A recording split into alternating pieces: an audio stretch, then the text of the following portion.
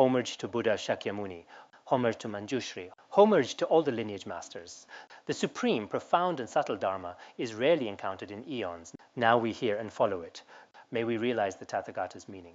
To liberate all sentient beings, please give rise to the supreme bodhicitta. Now let's continue our study of the 5th chapter of Bodhicharyavatara. Today we'll discuss the section on antidotes for failing to practice accordingly. This means if we fail to apply the teachings explained earlier, then how should we remedy this? We must apply a specific method as an antidote to it. This antidote is explained in 2 parts. First, reflecting on the rarity of a human life with freedoms and advantages, and second, once we have obtained it, we should make it meaningful. So first, we need to recognize how important it is to have obtained such a human life. That's the main point here. Over and over again, I'll think how after so long I have found the greatest leisure and keep my mind unshakable as Mount Sumeru. On the surface, this verse is quite easy to understand. From the above reasoning, we should understand how extremely rare it is to have the causes and conditions to study the Dharma. So we should reflect and contemplate this again and again, deeply and thoroughly. What should we contemplate? That after countless lifetimes, we have finally been so fortunate to obtain a human body with all 18 freedoms and advantages. Regarding this precious human life, we've already studied how extremely rare and hard to find it is, whether from analogy, number, or its very nature. But everyone here has already obtained such a human body and has not fallen into any of the 8 states without freedom. Therefore, each of us should give rise to genuine joy in our hearts to encounter such Mahayana Dharma and to have gained a human body as precious as a wish-fulfilling jewel. At this very moment, we should encourage and remind ourselves to always uphold this extremely precious bodhicitta, or in other words, we must cherish this rare human life with freedoms and advantages and devote this life to sincere practice. There are 2 ways to explain this. No matter what kind of obstacles, adversity, or misfortune we encounter, our minds should not change with external conditions. We must persist and never turn back for the rest of our lives, just like Mount Sumeru, completely unshakable. We know that Mount Sumeru always remains unmoved, no matter how fierce the waves or how strong the winds. In the same way, whether in our Dharma study or in life, no matter how much suffering or how many obstacles we encounter or whatever adversities arise, our altruistic bodhicitta must never be shaken in the slightest by external conditions. We must have this kind of resolve. Everyone in the process of studying the Dharma must have unwavering determination. If you have this determination, then even if you encounter all kinds of suffering and adversity in this life, or illness and so on. And so, when you're faced with such difficulties, as long as your vow is strong, then no matter how great the obstacles, your resolve will not be shaken. Sometimes history can prove this to us. In the past, many great masters from both Han and Tibetan traditions did not have a smooth path in their practice. In fact, they did encounter many hardships and obstacles. But as long as their hearts were firm, no adversity could shake their practice. For example, there was a master near us named Khenpo Sodargye, who has now passed away. He used to say that throughout the 10 years of turmoil during the Cultural Revolution, he never once stopped reading the scriptures every day. The social situation at that time was truly terrifying, and for most people, not to mention reading scriptures every day, even reciting a single Avalokiteshvara mantra was extremely difficult. But even in that environment, he kept reading scriptures. Once he was reading scriptures in his tent. He had a daily routine for himself. Every afternoon he would read some sutras and treatises, but once, while he was reading, some local officials, both women and men, were secretly watching him. Khenpo himself noticed that they were watching, so having no other choice, he took off all his clothes and started shouting loudly, chasing after them. All the men and women, the officials, were terrified and said, "Khenpo has gone mad." After that, they never came to spy on him again. So, throughout that entire era of pervasive tension, he pretended to be mentally ill in order to get by. In this way, he lived quite freely with no one spying anymore, studying scriptures every day. Some great masters use such methods to overcome adversity. You could call it an antidote or just a way to cope. I also know a Khenpo named Kunga Wangchuk, who is now over 80 years old. His experience of studying the Dharma, especially the adversities he faced back then, is truly moving. He spent more than 20 years in prison, and during those years, his faith in the Three Jewels and in his teacher never wavered. At that time, the assembly hall of their monastery was used as a prison. While in prison, there were several other inmates with him. Every day, he saw people urinating and defecating in front of the Buddha statues, which made him feel terrible, but there was nothing he could do except silently confess in his heart. At that time, society had become truly frightening. In many places, the assembly halls were reduced to just a wall or had been turned into prisons. I remember when I was a child, the assembly hall of our monastery was turned into a cattle pen. Hundreds of yaks from the commune were kept there. Many elders would say, there used to be so many monastics here, but now it's like this, and they were brought to tears. But even in those times, even after more than 20 years in prison, their faith in the Three Jewels never diminished, and they kept practicing quietly. This spirit is truly admirable. Recently, some Westerners made a documentary, Illusion Becoming Reality, which tells the life of Buddha Shakyamuni and compares it with the life of Khenpo Wangchuk, using Western-style performance to present and introduce the story. So, throughout history, these great masters are truly our role models. Each of us may encounter all kinds of external adversity in this life, or obstacles caused by our own karma. These are all possible. For example, you may face severe health or mental challenges, or your family may face adversities. When it really becomes unbearable as a true practitioner, your faith in the Three Jewels and the Buddha should grow even stronger, and you would never want to abandon bodhicitta. So each of us should think this way. We can give up our body, wealth, status, and reputation, let go of all of it without any attachment. There is nothing worth clinging to. But what is the one thing we must never give up? It is the altruistic bodhicitta in our mind streams. This must never, ever be abandoned, not in this life or in any future life. Everyone should first have this kind of resolve. With this resolve, even when you encounter adversity in life, you won't give up bodhicitta. I think that a human life with freedoms and advantages is truly not easy to obtain. Some people may face pressure or opposition from parents, relatives, or friends, or from their workplace, dissuading them from studying the Dharma. In such situations, if your faith never wavers, that is truly meaningful.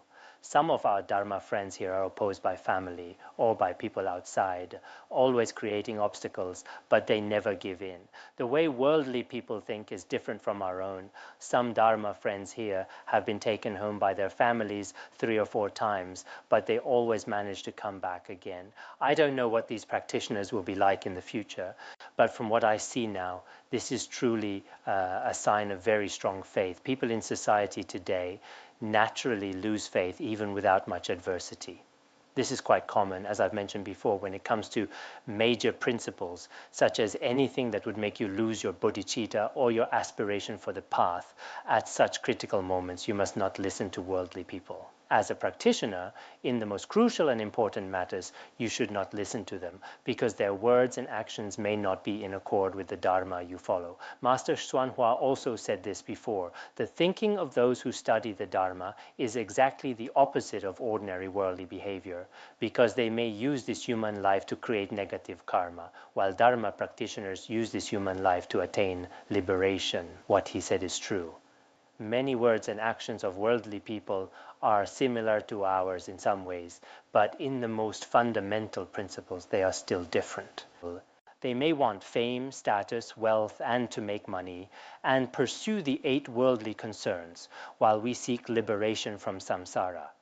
Our goal is to help and benefit sentient beings in samsara, which is less self-serving and less neglecting of others.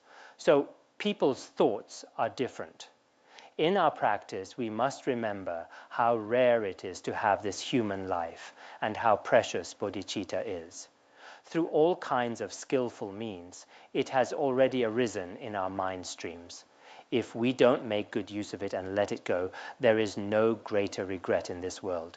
So every Dharma friend in your practice should reflect again and again and renew your bodhicitta resolve. No matter what, our decades of life will pass quickly. 10 or 20 years go by in a flash. If there were no future lives, then it wouldn't matter how you lived or if you gave up bodhicitta, but that's not the case. So we must cherish this life and seize the present moment. Let's continue. The point just discussed is also explained in some commentaries. For example, no upper, middle, or lower obstacles can destroy Mount Sumeru. In the same way, even if obstructed by good, bad, or neutral friends, our bodhicitta cannot be shaken or destroyed. So, in the future, please ignore the words of relatives and friends who discourage you from learning. In daily life, when it comes to food, lodging, or other matters, there's no need to refuse them too much. But on the most crucial issues, like if they want you to abandon bodhicitta or return to lay life or stop practicing the Dharma, it's best not to sign a contract with them. There's no need. Next, after obtaining a human body, we must make it meaningful. First, we should not be attached to our own body. Instead, we should use this body to practice the Dharma. This is explained in two parts. In some commentaries, this section mainly discusses the discipline of gathering virtue. Earlier, we discussed the discipline of refraining from evil. Here, it is the discipline of gathering virtue. Later, we will also discuss the discipline of bringing benefit to beings.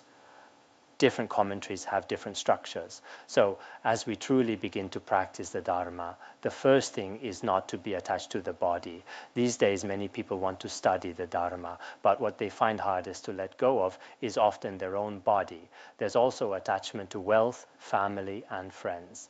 As a result, the opportunity to study the Dharma is almost lost. If we truly want to practice virtue, what is the biggest obstacle? It's our attachment to the body. So to overcome this, countless practitioners have placed little importance on their bodies. It's not that, as Buddhists, we do not care for or protect our bodies at all. It is not that we do not protect our bodies. In fact, if Buddhists use their bodies to practice virtue, that is perfectly acceptable to protect it. As it says in the 400 verses, we do need to protect the body, which is the basis for practicing virtue. There is nothing wrong with this. But some people go too far, spending all day pampering, caring for, and protecting their bodies. As a result, the opportunity to study the Dharma is lost. So here, it is especially emphasized. Do not be attached to the body. This is the first point to be mindful of. There is no use in being attached to the body. If mind, you will not be distressed. When vultures lusting for its meat together tear the body apart, why do you cherish it so now? Regarding this verse, different commentators have different explanations. For example, Venerable Kalyanadeva explains that it's extremely important to uphold bodhicitta and not be attached to the body, for the body is of no use for practice. So, from this perspective, we should cherish bodhicitta. Venerable Prajna Karamati and Pramudita, on the other hand, explain this verse as a connecting verse.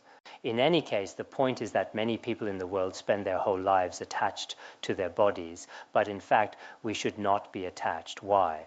If we use wisdom to examine this, if we are attached to our body now while alive, then we should also be attached to our body after we die.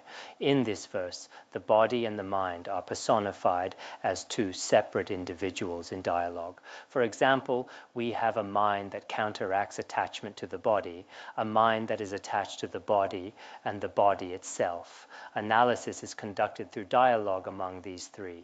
The point is, people in the world are attached to their bodies, but this attachment is unreasonable. Why? Because at the time of death, no matter how much you cling, it is useless.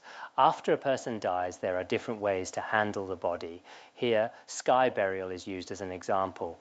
In ancient India, most people were given sky burial after death, while cremation, burial, or water burial were less common. The majority were sky burials. Historically, there were 8 great charnel grounds in India, as well as many smaller charnel grounds. Even today, there are still many charnel grounds. So Shantideva taught according to the Indian tradition of his time. Sky burial is common in India and present-day Tibetan regions. Other places also have traditions of burial, but in some big cities, burial and sky burial are rare, and cremation is the main practice. But in any case, the basic principle is the same. After death, the way the body is handled is just a matter of tradition. The essence of the body itself is no different. For example, in the case of sky burial, after you die, 4 people carry your body to the sky burial site, or it's transported by tractor or car. Then your body is placed on the sky burial ground, and the sky burial master will dismantle your body according to tradition. The details of sky burial will be explained in detail later. But sometimes it might be better to see it for yourself. In this way, you will truly feel how this body is not worth clinging to. While alive, everyone is so attached to their body, to their face and appearance, clinging to and loving it so much. In this case, when you are really on the sky burial ground, you should still be attached to your body, but by then no one has any interest in it, because the whole body becomes extremely ugly. When the body arrives at the sky burial ground, the sky burial master will cut it apart piece by piece, first the skin and muscles, then the bones. Once the body is cut open, a whole bunch of vultures, wild dogs, foxes and jackals, along with other beasts, will swarm right over. They'll feast on it, tugging and snatching at the flesh from each other. In the blink of an eye, your whole body will be devoured by them.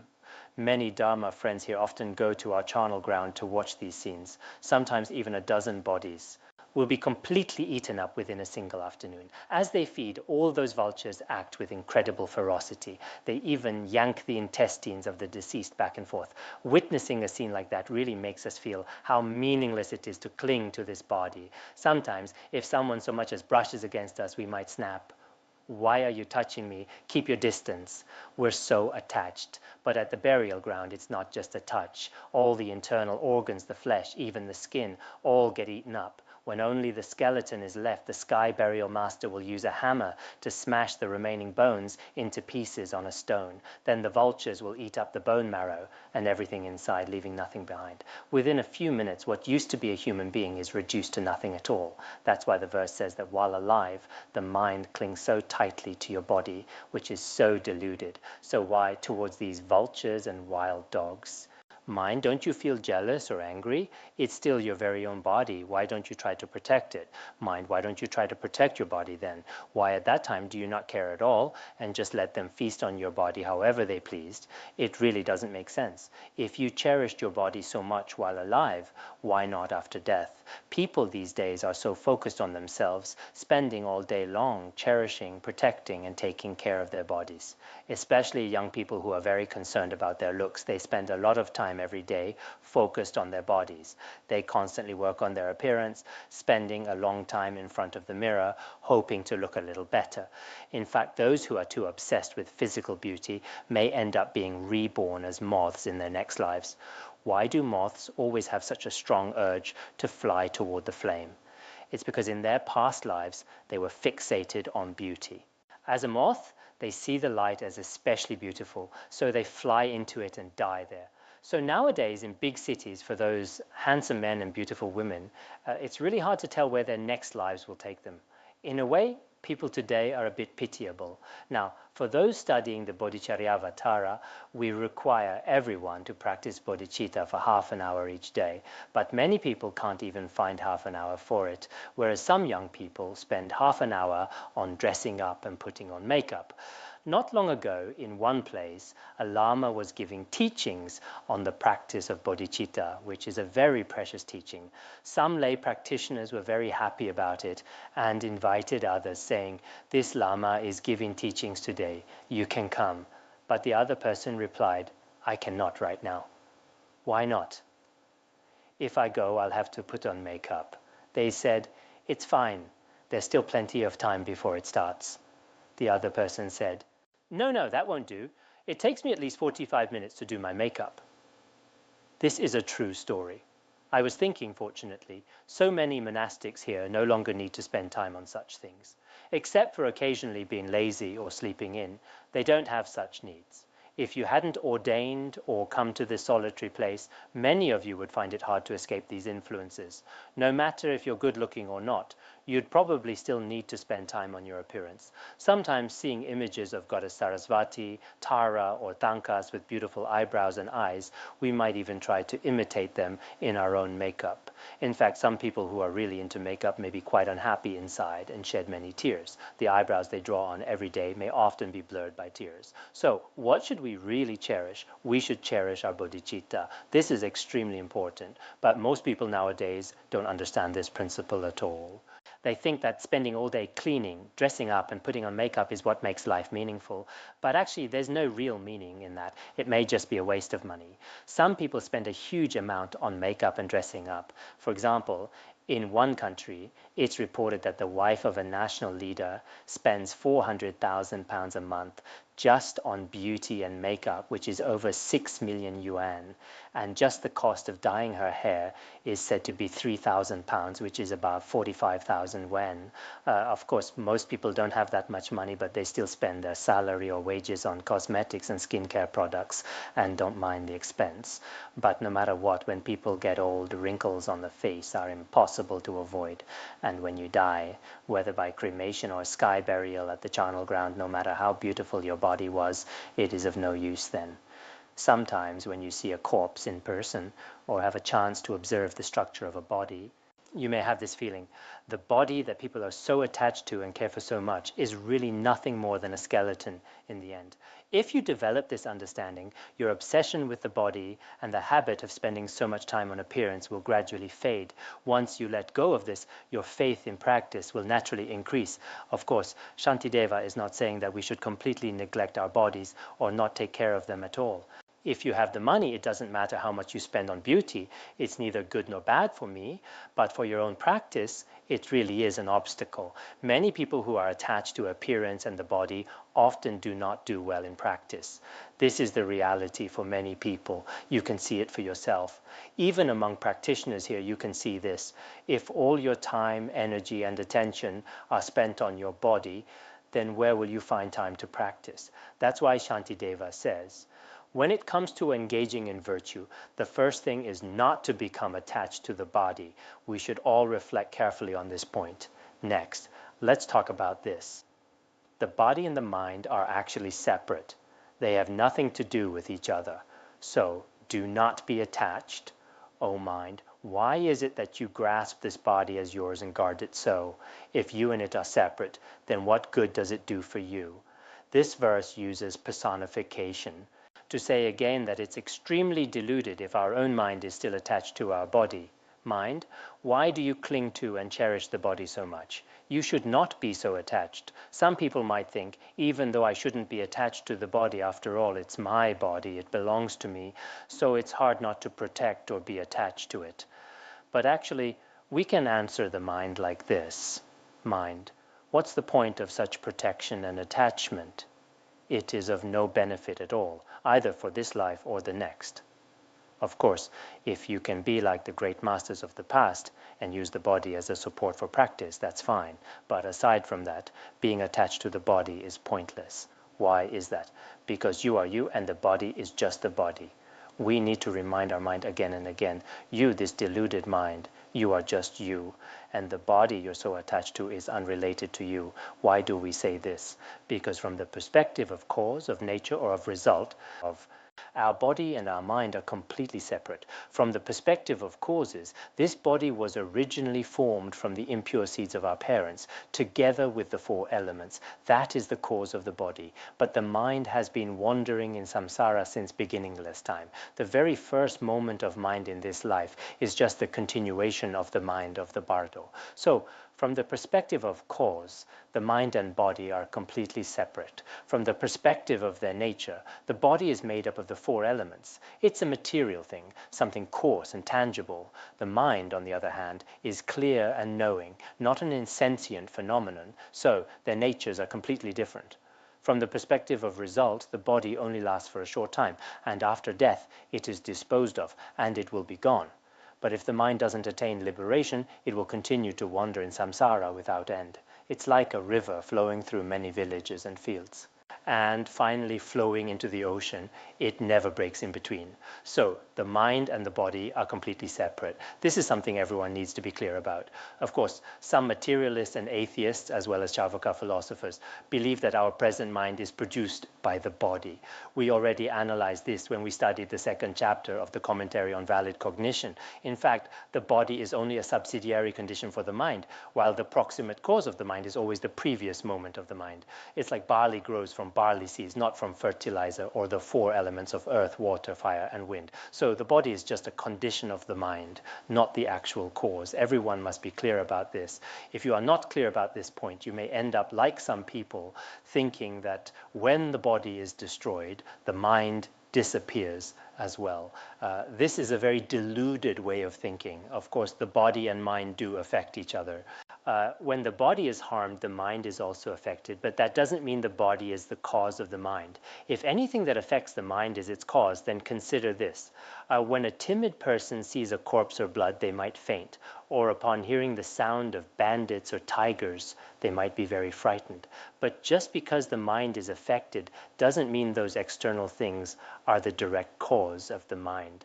Otherwise, the sound of a tiger would be the cause of my mind, and someone else's corpse or blood would be the cause of my mind, which is obviously impossible. So the body can affect the mind, but it's not the actual cause of the mind. External objective conditions can also have this effect.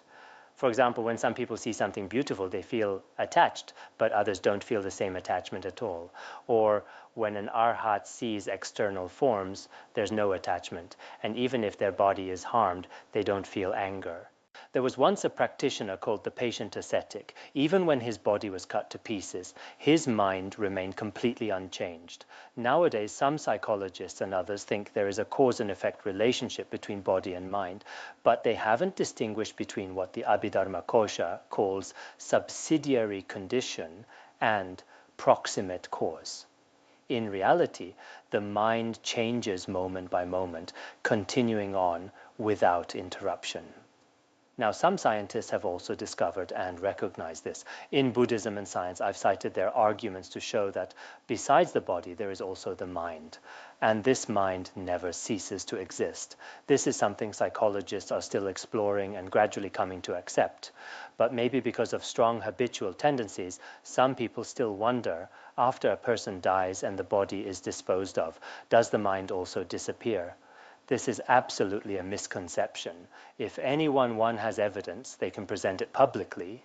But until now, no one has found such evidence yet. Nowadays, some deluded people keep repeating this idea, thinking that after death there's nothing at all, so they ignore everything about future lives. They just live day by day, lost in distraction, thinking life is just these few decades. This is an extremely unwise way to live. So, according to the logic and reasoning of Buddhism, the body is temporary, but the mind is everlasting.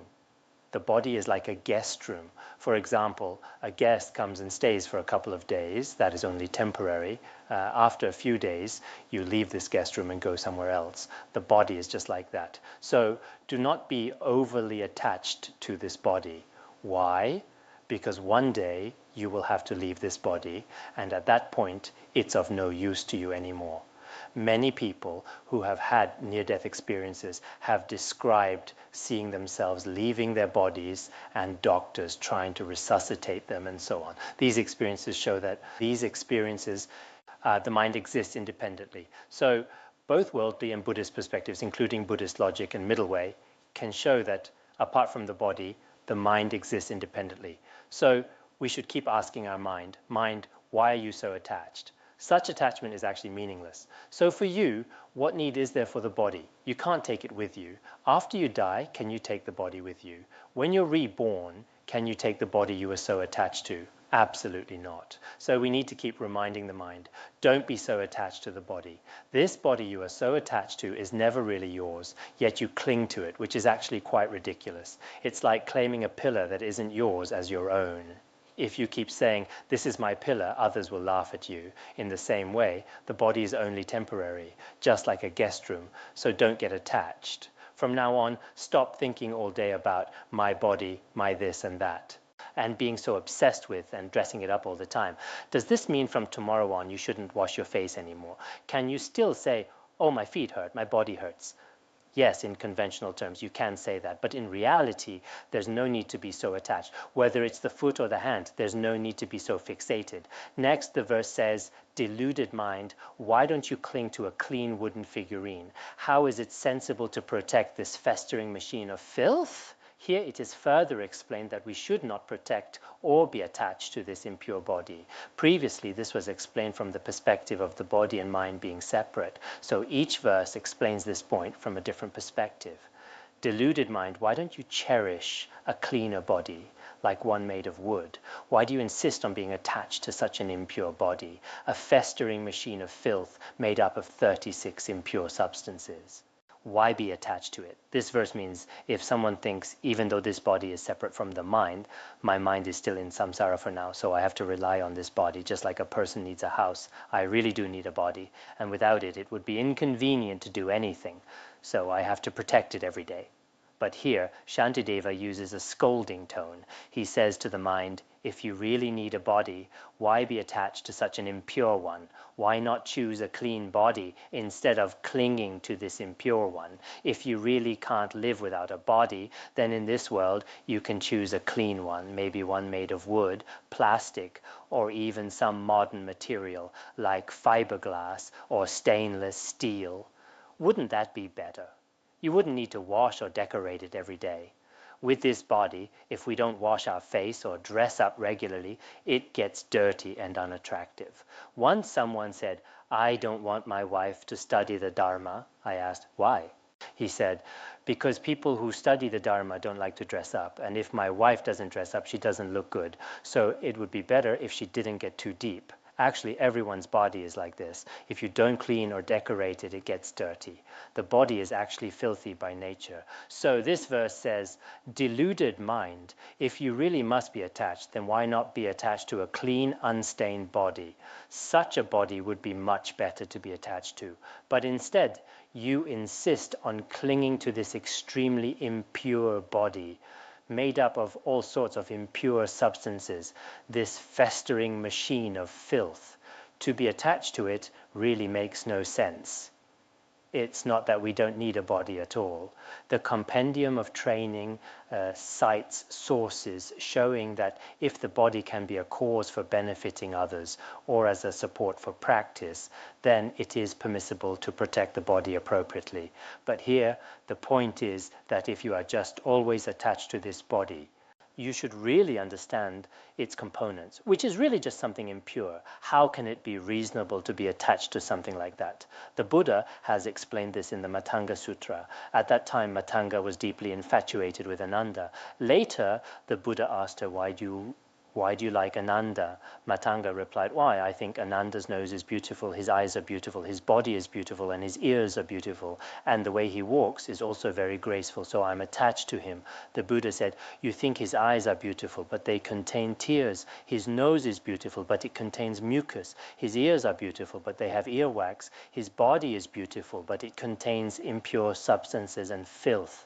After the Buddha explained this, Matanga developed genuine wisdom about the structure and true nature of the body. So in the Buddha's time, many disciples and those with sharp faculties could fully understand the true nature of the body and mind through the Buddha's teachings. But many people today don't listen to teachings. Even if they do, they still think their own opinions are correct and ignore the teachings of the Buddha, the teacher, and the great masters.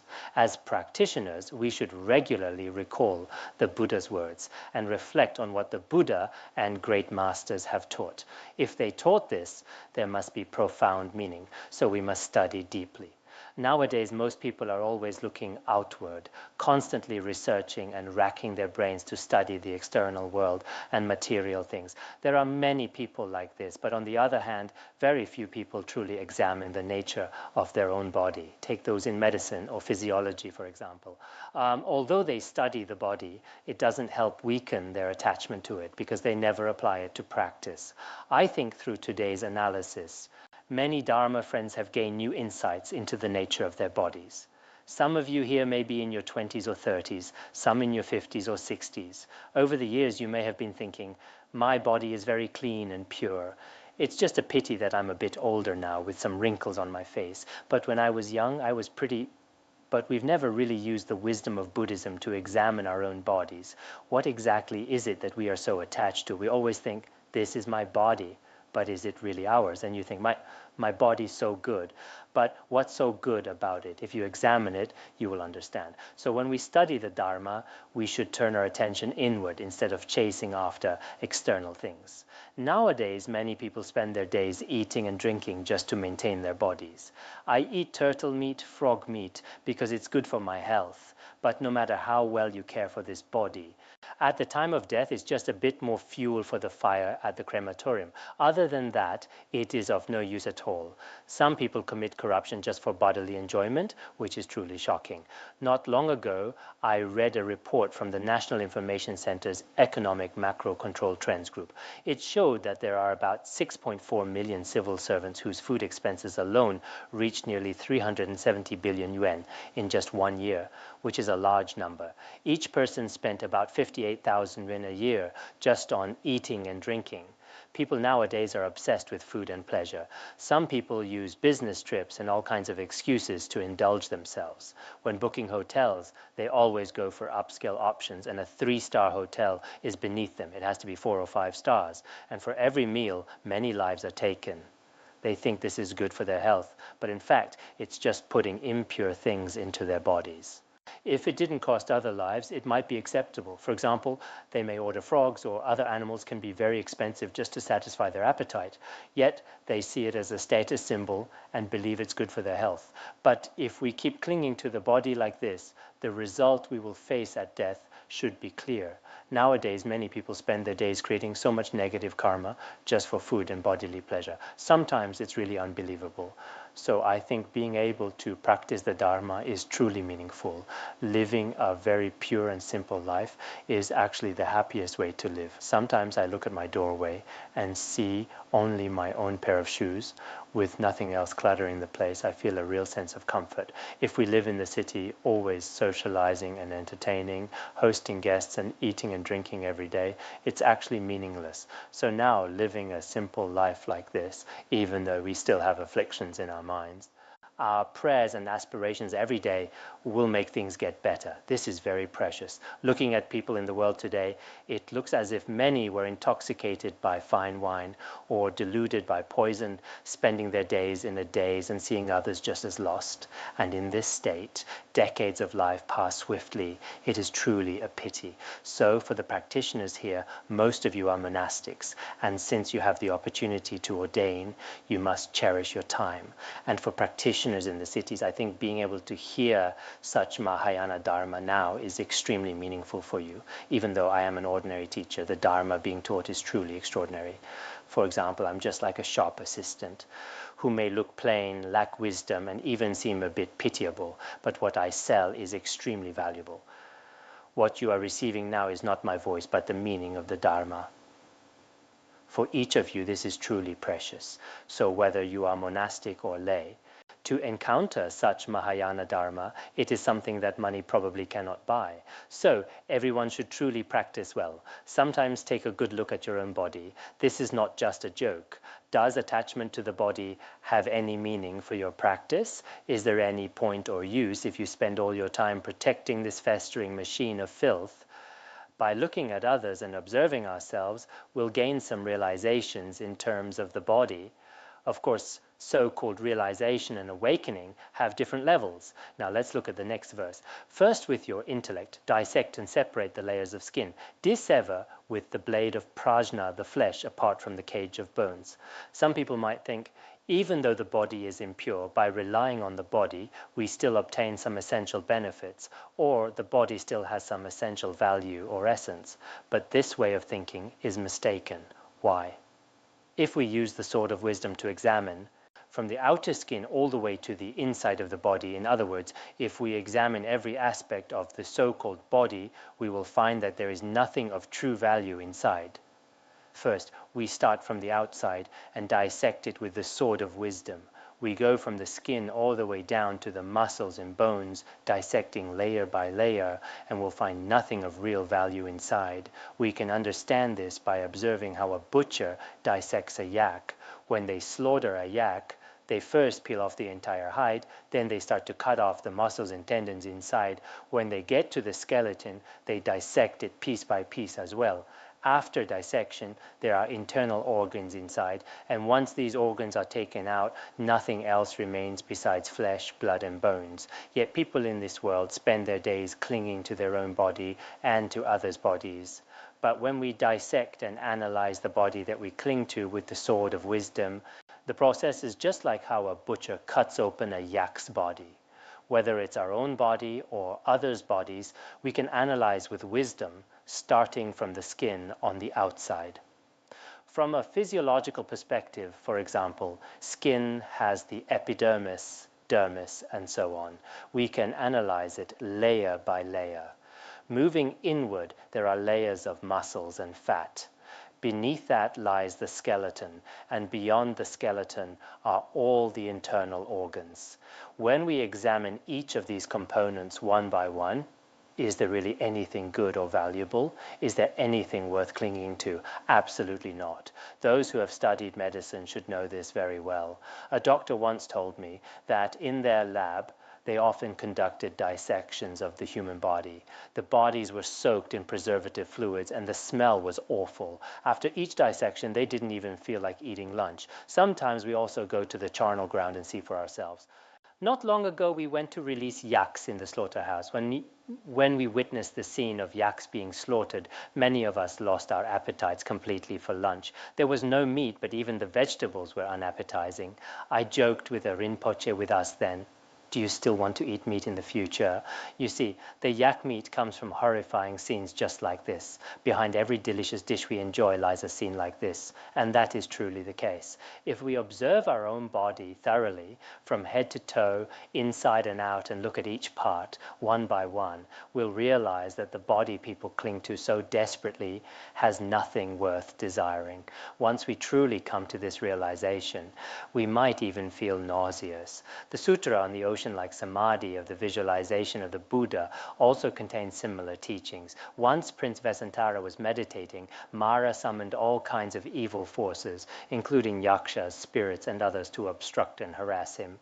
But the prince was not shaken in the slightest. Mara became extremely furious and sent 3 seductive demonesses. They appeared before the prince, displaying all kinds of seductive postures. At that moment, the prince entered an immovable samadhi, and from the curl between his eyebrows, a light shone forth. This allowed the demonesses to clearly see the insides of their own bodies, seeing the blood, flesh, intestines, and all the impure substances within, including all the mucus and other impurities. After seeing this, not to mention seducing the prince, they felt so disgusted by their own bodies that they began to throw up. Then they saw from their own bodies manifest 3 different heads, a fox, a dog, and a snake, and they fled in terror. So whether we analyze it from the perspective of modern medicine or from the perspective of the Buddhist practice of impurity contemplation, it is undeniable that the body is composed of impure substances. So it is completely meaningless for us to cling to our own body or the bodies of others. If we can carefully observe the inside of the body, we will deeply realize from the bottom of our hearts that the body has nothing worth craving for. If we no longer crave the body, then we've created very favorable conditions for our practice. From then on, we won't waste so much time fussing over the maintenance of our physical form. We won't squander our time on such trivialities, and will definitely dedicate ourselves to practicing the Dharma. Of course, the content we have discussed today does not mean that we should neglect personal hygiene. The precepts have also taught us to conform to worldly conventions. Though the body is nothing but a festering machine of filth, we still need to adorn it with proper clothing. But becoming overly attached will hinder practice and is unnecessary. After all, the body is not something pure and clean. All right, that's all for today. Sonandai Tamse Rogaya Tonani Dharma Pasi Jirgana Jirano Chupai Chupun Solen Droadroajo Bandarangara Badma Sodargye Bandarangara Badma Sodargye Bandarangara Badma Sodargye